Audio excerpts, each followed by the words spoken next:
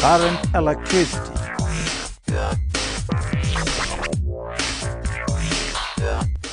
Electric current is the flow of electric charge. In solid conductors, electrons carry charges into the circuit because they are free to move around the atomic networks. Protons are bound inside the atomic nucleus, locked in fixed positions. In fluids such as electrolytes in car battery, positive and negative ions as well as electrons can flow. Electric current is measured in amperes, abbreviated with the symbol capital A. An ampere is the flow of 1 coulomb of charge per second. When current is flowing, negative electrons move through the atomic network of positively charged atomic nuclei. So an electric current is the rate of flow of charges through a conductor. The amount of current flowing through an electric device or circuit is measured with an ammeter. Here's a diagrammatic representation of a simple circuit consisting of a battery, an ammeter, and a load, in this case a bulb. An ammeter is a device of low resistance and thus is usually connected in series with other devices. Let us see how we use an ammeter. For this we need wires, bulb, ammeter, and a switch. We will connect the circuit as it was in the diagram.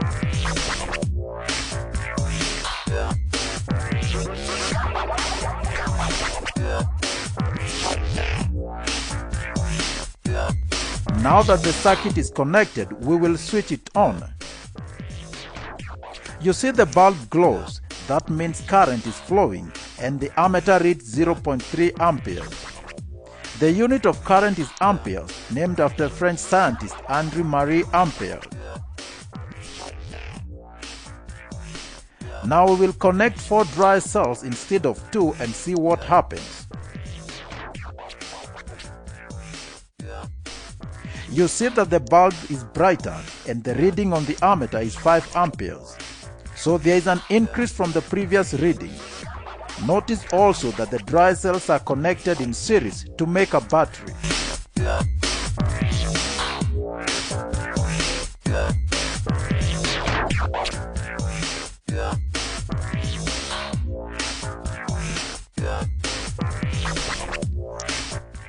Potential difference. Charges will not flow unless there is a potential difference, also called a voltage difference. Voltage is related to potential energy. It is the electric potential energy per charge. The unit of voltage is the volt. Electric engineers and electricians often think of voltage difference as an electric pressure that pushes charges through a circuit. Something that provides voltage difference is known as a voltage source. Batteries and generators are capable of maintaining a continuous flow of electrons. In a battery, a chemical reaction releases electrical energy. The electrical potential energy produced is available at the terminals of the battery. The voltage provides electric pressure to move charges between the terminals in a circuit. There is often confusion between charge flow through a circuit and voltage being impressed across a circuit. Charges flow through a circuit because of voltage across the circuit. We do not say that voltage flow through a circuit. Voltage don't go anywhere. It's the charges that move. Voltage causes current. In general, the potential difference between 2 points, say A and B, of a conductor is defined as the work done in moving a unit of charge from point B to A of the conductor. Potential difference is equal to work done in joules over the charge moved Q in coulombs. VAB is equal to W over Q. This potential difference is measured using a voltmeter. Here's a diagrammatic representation of a circuit consisting of a battery, a bulb, a voltmeter. In this case, we are measuring the potential difference of voltage across the bulb. A voltmeter is a device of high resistance and is thus connected in parallel with other loads or devices. Let's see how we measure the voltage in a circuit. we will use some wires, a bulb, a voltmeter, switch and dry cells. Note that the voltmeter is connected in parallel to the bulb here. We will first connect two dry cells to the circuit and see the potential difference.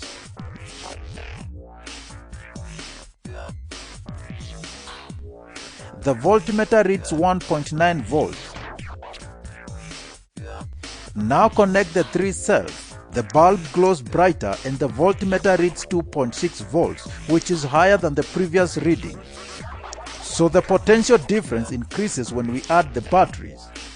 In other words, the amount of current flowing through 2 points in a circuit depends on the potential difference applied between the 2 points in the circuit.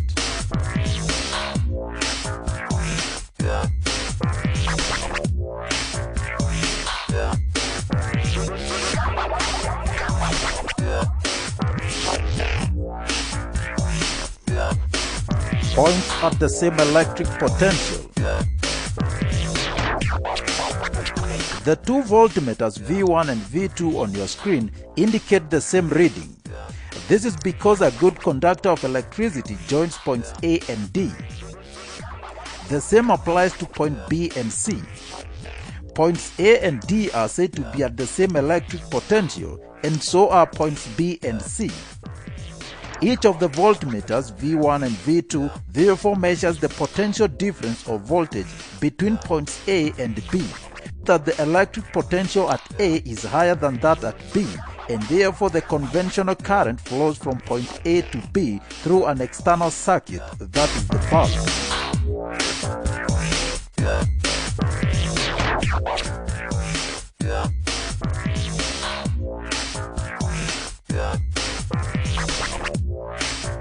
Current and voltage in series arrangement. These bulbs and ammeter are connected in series. When the circuit is connected and completed, it is observed that the readings on the ammeters is the same. Therefore, in a series connection, current is uniform, that is A1 is equal to A2 and is equal to A3.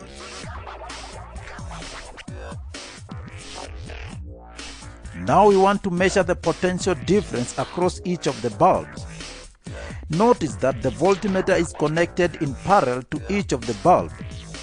When the circuit is complete, it is noted that the voltage across each of the bulbs is different. However, the total voltage drop across the bulbs, that is V1 plus V2 plus V3, will be equal to the total voltage V4 across the terminals of the battery. In conclusion, in a series arrangement, the same current flows through each component, but the sum of the voltage drop across the component is equal to the supply voltage. Therefore, in a series connection, A1 is equal to A2 and is equal to A3. At the same time, V1 plus V2 plus V3 is equal to V4.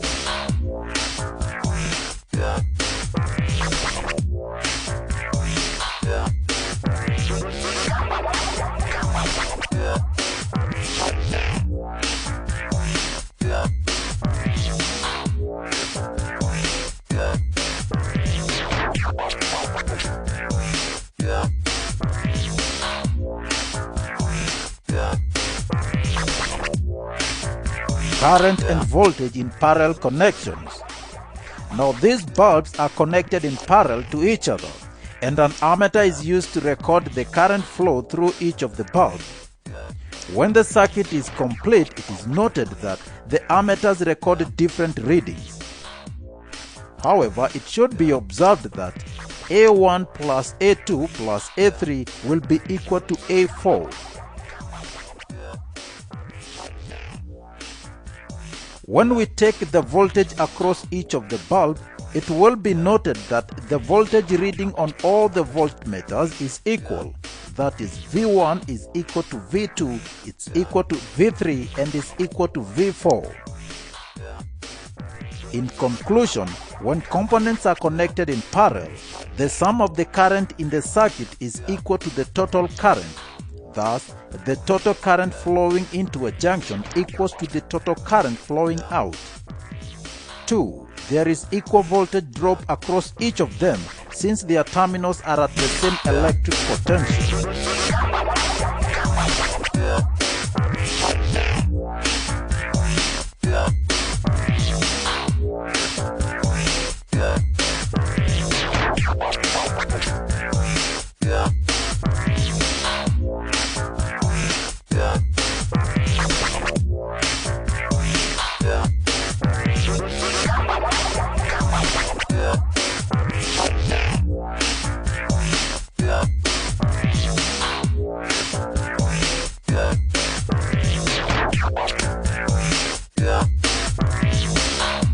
Ohm's law. The relationship between voltage across a conductor and the current flowing through it is summarized in Ohm's law, and it is as simple as it goes. If you switch on these torches, you realize that the yellow one lights, but the red one doesn't. And you know why? That's because the yellow torch has dry cells inside. These dry cells supply the voltage needed to drive the current through the conductor, and thus the bulb lights. We can set up a simple activity to help us understand the relationship between current I flowing through a circuit and the potential difference V. Observe the difference in the intensity of the glow when different cells are introduced in the circuit.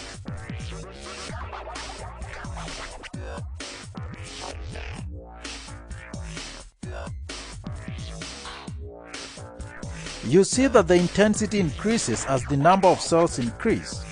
So the larger the voltage, the larger the current. We can establish the relationship between voltage and current by connecting a cell, an ammeter, a voltmeter, a resistor, and a rheostat. Switch on the circuit and drag the pointer of the rheostat to vary the current flowing through the circuit. Each time you drag the rheostat pointer, record the readings of the ammeter and the corresponding voltmeter.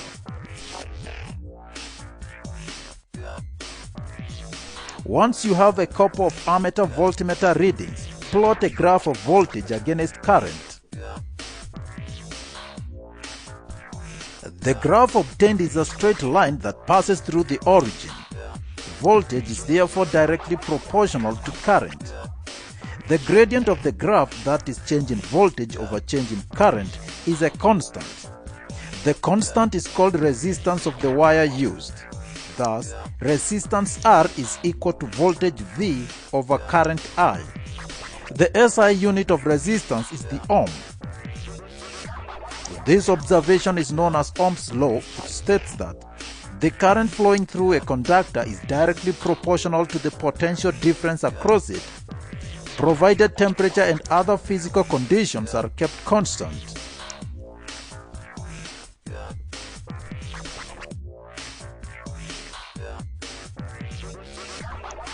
A simple way to remember Ohm's law is to visualize a triangle VRI. To find any of the variables, simply hide that variable and you get its formula. So when we hide V, we get R times I.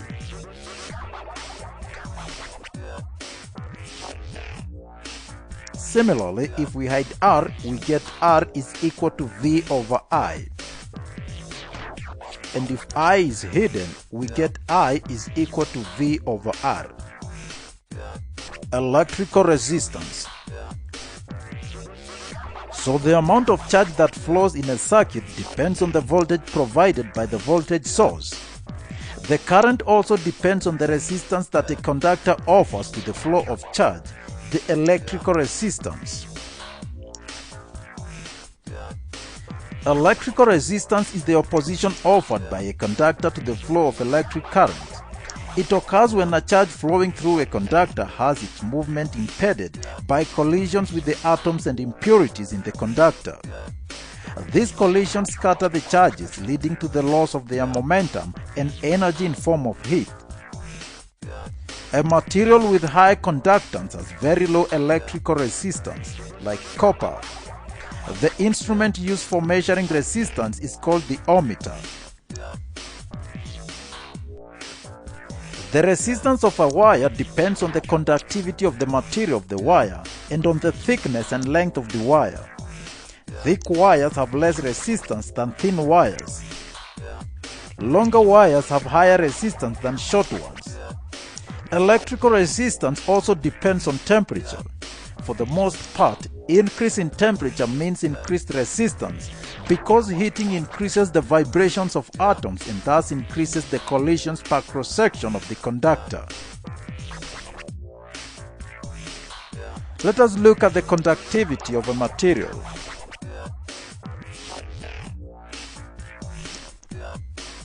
Experiments show that resistance R of a uniform conductor of given material is directly proportional to its length.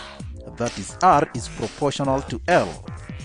Therefore, resistance R is equal to constant times length. That is equation 1. So for a given conductor, R over L is equal to a constant. As the length of a conductor increases, so does the resistance. The resistance of a wire is inversely proportional to its cross-section area, A.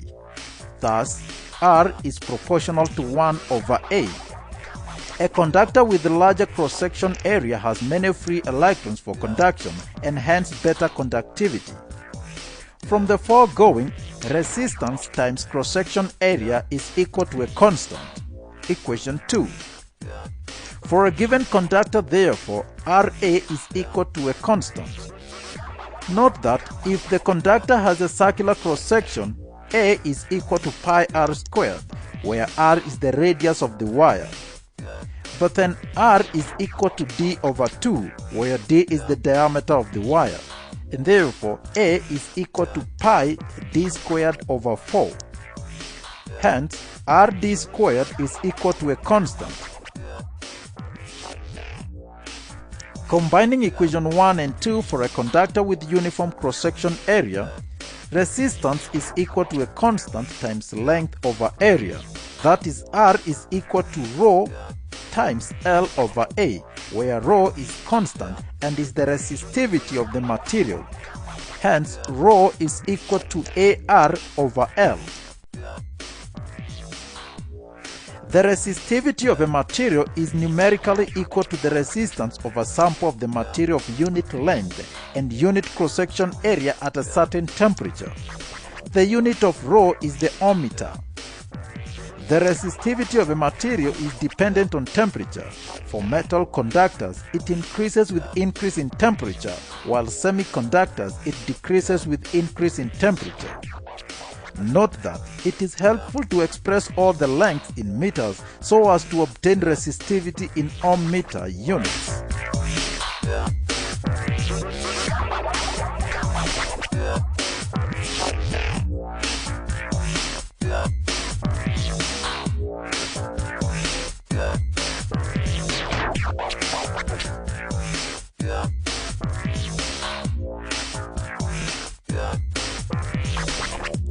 Resistance. A resistor is a material which offers resistance to the flow of current. Resistors are broadly classified as fixed or variable resistors. A fixed resistor can be a wire like nichrome or a carbon resistor. Its resistance is fixed as the name suggests. A variable resistor have varied ranges of resistance. They include rheostats, potentiometers, and thermistors. This is a rheostat. It has 3 connections here, here, and here. It has a sliding contact connected to the first connection. It consists of a long coil of wire. The length of the wire between here and here is 0 and hence no resistance. When you move the sliding contact, you are basically increasing the length of the conductor and hence the resistance. This is a simple circuit that has 3 batteries in series, a switch, a rheostat, ammeter, and a bulb. Now we use the rheostat as a variable resistor. The switch is closed In this position, resistance is 0, current is maximum, and the bulb lights very bright. As I slide the contact, resistance increases, current goes down, and the bulb glows dim.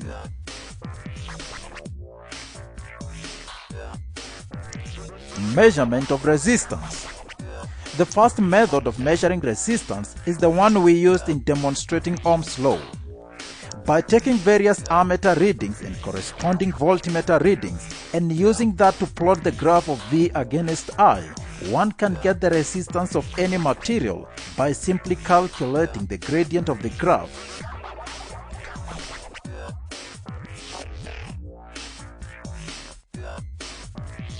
The Wheatstone bridge method. The Wheatstone bridge is an arrangement for measuring unknown resistance. It consists of 4 resistors of resistance P, Q, R, and S connected together to form a quadrilateral or a bridge A, B, C, D.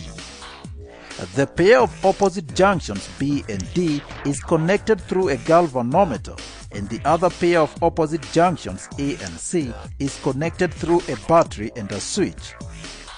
If the resistances of the 3 resistors in the bridge are known, then the bridge can be used to calculate the resistance of the 4th resistor. Let us see how a Wheatstone bridge is used to calculate resistance.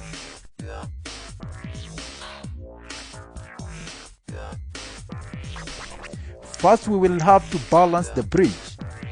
The value of the resistors P, Q, R, and S are so adjusted that the galvanometer shows no deflection when the switch is on. This means that no current is flowing in the arm BD, and therefore the potential at B is equal to the potential at D. The bridge is said to be balanced. P over Q is equal to R over S. Knowing the value of the 3 resistors P, Q, and R, the unknown resistance S can be found out. S is equal to RQ by P.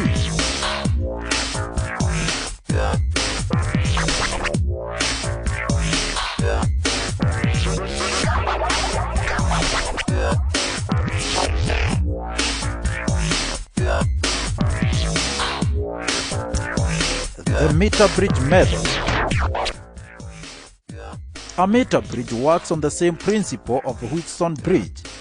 It consists of 1 meter long wire of constantan or manganese which is mounted on a wooden board. This wire has a uniform cross-section throughout its length. The meter bridge is mostly used to calculate the resistance of a given resistor to determine unknown resistance.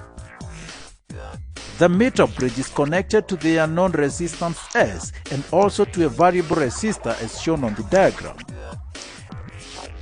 A jockey at one end of the galvanometer is made to slide on the meter bridge wire. With this jockey, we search for a point on the bridge which corresponds to a null point. A null point is a point where the galvanometer shows no deflection and the bridge is balanced. When the bridge is balanced, the ratio of the resistance of wire AB to the resistance of the wire BC will be equal to the ratio of the resistance R to that of S. That is, P by Q is equal to R by S, or S is equal to QR by P. If ρ is the resistivity and alpha the area of cross-section of the meter bridge wire, then S is equal to ρ into 100 minus L by alpha, and P is equal to lambda L by alpha. Therefore, by knowing the balancing length L and the known resistance R, we can calculate the unknown resistance S.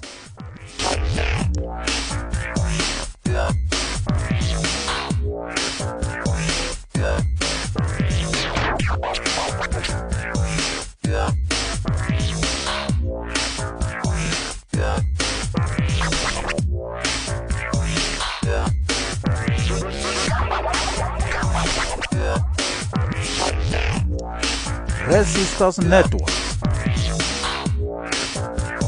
Generally, in an electric diagram, a zigzag line represents a fixed resistor.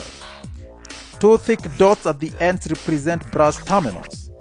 In an electric circuit, resistors can be connected in series or in parallel. Resistors in series. Resistors are said to be connected in series if they are connected one after the other in the form of a continuous chain as shown here.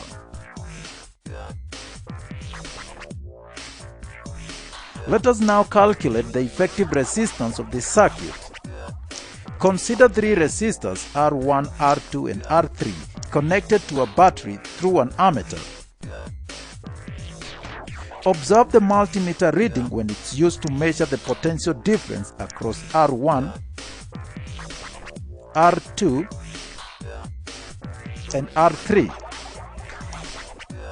Now observe the multimeter reading when used as an ammeter.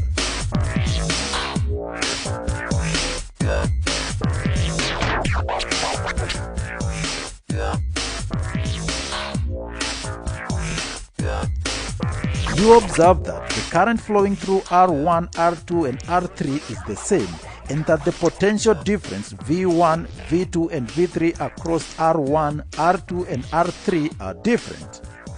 Let V1, V2 and V3 be the potential drop across R1, R2 and R3 respectively. Under ideal conditions, potential drop across resistors is equal to the sum of individual drop in potentials, that is, V is equal to V1 plus V2 plus V3, where V is the total potential drop. Now let us calculate the effective resistance using Ohm's law.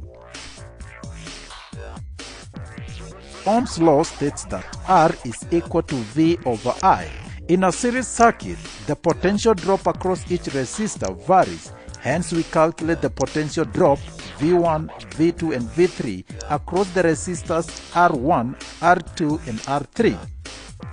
The total potential V is equal to V1 plus V2 plus V3. But V is equal to IR. Therefore, IR is equal to IR1 plus IR2 plus IR3. R is equal to R1 plus R2 plus R3. Therefore, the effective resistance of the circuit is equal to the sum of the resistances of the individual resistors in the circuit.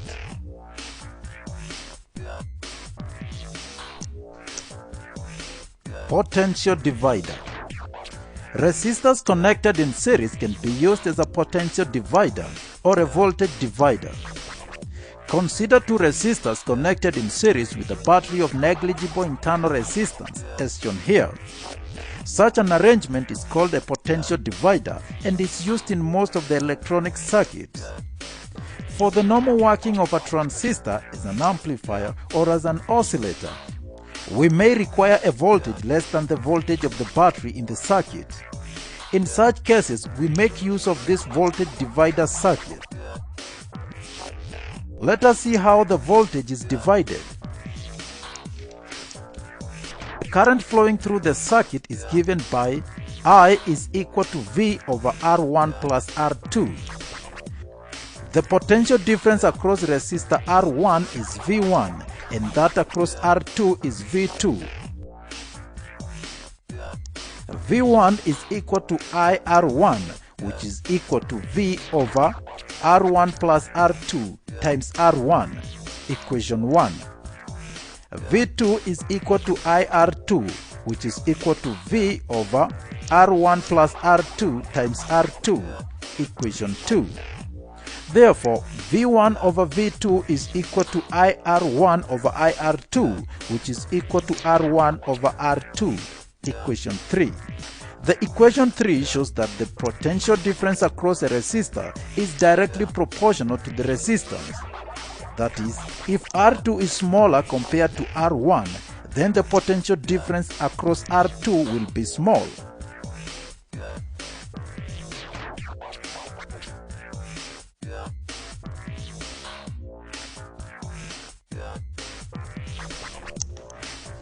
Resistors in parallel. Resistors are said to be connected in parallel if they have a common positive terminal and a negative terminal as shown here. Let us calculate the effective resistance of the circuit. Consider three resistors R1, R2, and R3 connected such that the resistors have common positive and negative terminals as shown here. The resistors are connected to a cell through an ammeter. Observe the multimeter reading when used to measure potential difference across R1, R2, and R3. Now observe the multimeter reading when used as an ammeter.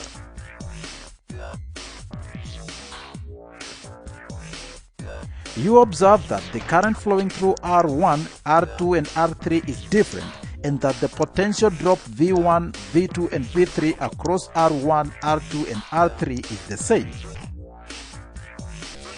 Let us now calculate the effective resistance of the circuit. Let I1, I2, and I3 be the current flowing through the resistors R1, R2, and R3 respectively. Under ideal conditions, I is equal to I1 plus I2 plus I3. According to Ohm's law, R is equal to V over I. In a parallel circuit, the current flowing through individual resistors varies, and hence we first calculate I1, I2, and I3. Total current I is equal to V by R.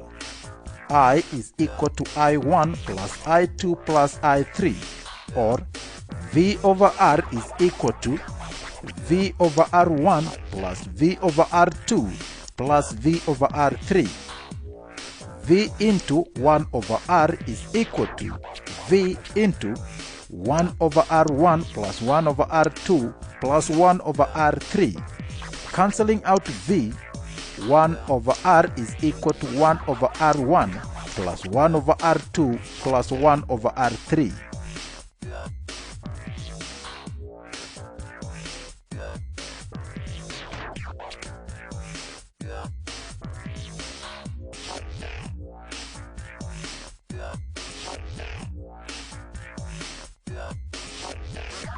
Consider two resistors R1 and R2 connected in parallel as shown here. The potential difference across each resistor is the same. V is equal to I1 R1 and it's equal to I2 R2. Total current I is equal to I1 plus I2. The potential difference across the parallel combination of R1 and R2 is also V. The effective resistance R1 and R2 connected in parallel is Rp. 1 over Rp is equal to 1 over R1 plus 1 over R2. Rp is equal to R1 R2 by R1 plus R2. V is equal to I1 R1 and it's equal to I2 R2, which is equal to I Rp. I1 R1 is equal to IRP and it's equal to R1 R2 by R1 plus R2 times I. I is equal to R2 over R1 plus R2 times I. Similarly, I2 is equal to R1 over R1 plus R2 times I. That is, current through one branch is equal to resistance of the other branch into the total current divided by the total resistance. This is called current division law.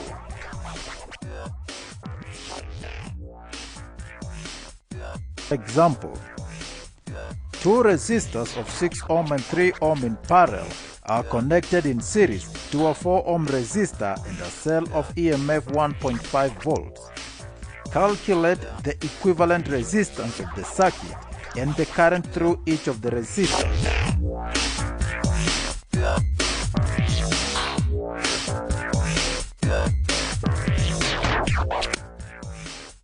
In the solution, resistance of AB is equal to 6 times 3 over 6 plus 3, which gives us 2 because the two resistors are connected in parallel. Now we shall have the combined resistance, which gave us 2, is connected in series to the 4 ohm resistor, and therefore the equivalent resistance is 2 plus 4, which gives us 6 ohms.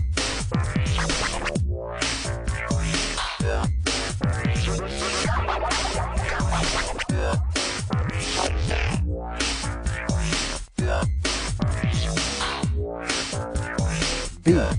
Total current flows through the 4 ohm resistor. Therefore, IT is equal to VT over RT, which is equal to 1.5 over 6, which is equal to 0.25 amps. Now, IA plus IB is equal to 0.25. Using the current divider law, IA is equal to RB over RA plus RB times I, which is equal to 3 over 9 times 0.25, which gives us 0.83 amperes. Similarly, IB is equal to RA over RA plus RB times I, which is equal to 6 over 9 times 0.25, which gives us 0.167 amperes.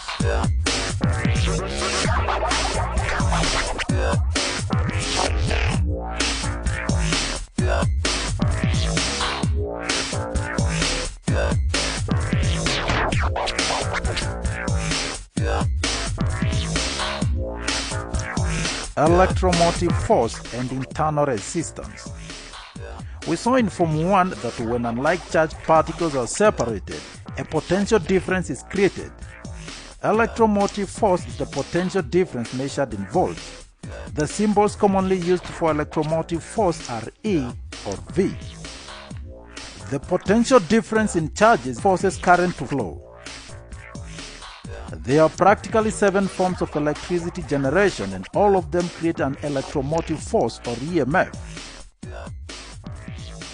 The potential difference across 2 open terminals is known as the unloaded voltage and is equal to the electromotive force of the cell. This EMF forces current to flow when a circuit is attached to the source of EMF.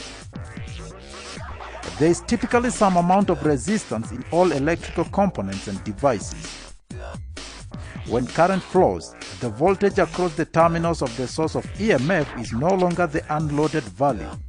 There will be a voltage drop inside the device due to the internal resistance of the EMF source. When the circuit was not connected, the battery had an unloaded voltage reading of 1.5 volts. Once the circuit was connected and current started to flow, there was a voltage drop across the internal resistance of the device, and the applied circuit voltage was reduced to 1.3 volts. The DC power supply is a commonly used device in the lab. It has the ability to create different amounts of EMF. As the voltage is increased, the potential difference between the terminals is increased. Note that the unloaded voltage of the power supply is set to 5 volts. A DC power supply will experience a loss of potential difference due to internal resistance of the power supply. When the circuit is connected and the current starts to flow, the internal resistance of the power supply reduces the applied circuit voltage to 4.7.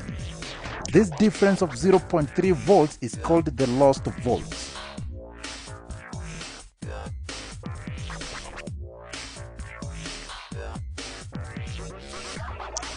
Relationship between EMF and internal resistance. If a resistor R is connected in series with a cell as shown on your screen, the internal resistance of the cell R is considered to be connected in series with the external resistor R. The current flowing in the circuit is therefore given by the equation: current is equal to the EMF over the total resistance. I is equal to E over R plus R, where E is the EMF of the cell. Thus, E is equal to I into R plus R, which is equal to IR plus IR, which is equal to V plus IR. IR is the voltage drop across the external resistor R, while IR is the voltage drop across the internal resistance. The voltage across the external resistor is called the terminal voltage. while the potential difference drop across the internal resistance is called the lost voltage.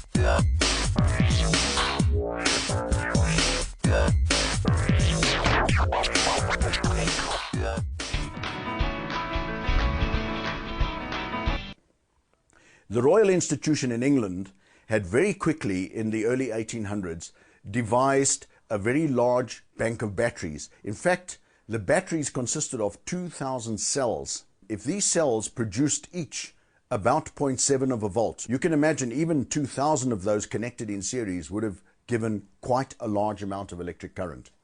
Michael Faraday started experimenting with this new form of energy. And it wasn't long, as one can imagine, before all sorts of discoveries were made. Ørsted realized very quickly that if an electric current was passed through a wire, that a magnetic field could be generated. Michael Faraday realized that if you took one piece of wire and you laid it parallel with another, passing current through one of the wires, induced by not physical connection but by electromagnetic connection, induced a voltage in the wire lying parallel to the first one.